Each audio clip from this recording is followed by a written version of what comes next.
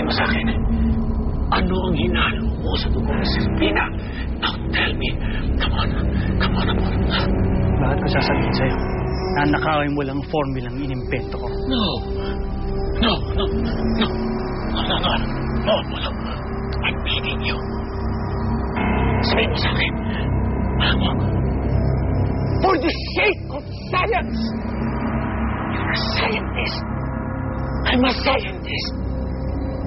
Kailangan magsanib puwersa tayo para malaman natin, mapag-aralan ang breakthrough nito.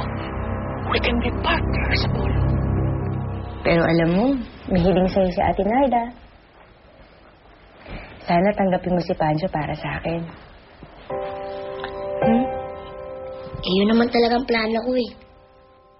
Talaga? Oo!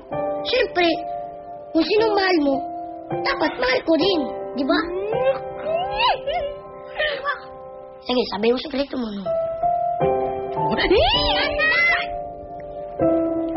Ikaw ang ganyan. Talaga? Gagawin mo yung para sa akin? Hindi ako natuto. Gusto niyo ba akong patayin? Ngayon, partners.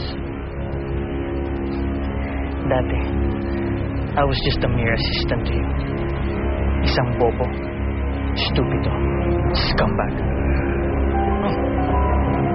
Sino sa atin ang bobo? Apollo, I must admit, mas matalino ka sa akin. Oo. Please, just tell me. Come on. Tell me we're partners. Tell me, how did you do it? Tell me. No way, Jose. Bakit ko sasabihin sa'yo? Bobo ka! Stop that! No! Apollo!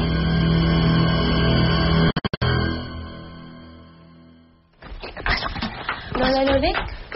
Sandali lang. Lola Loli, bakit to? Mayroon akong sasabihin sa'yo importante. Importante ho? Ano po yun? Tungkol sa tunay mong pagkatao. Diyan nakilong si Sandro. Nariyan ang lalaki. Ang totoo mong kapalaran. At diyan rin ang lalaki. Ang dapat mong makasama sa Pina. At mag-aanap kayo na maraming liting ahas na siyang mamumuno sa daigdig. Ano pang hinihintay mo sa Pina? Yakapin mo na ang iyong kapalaran.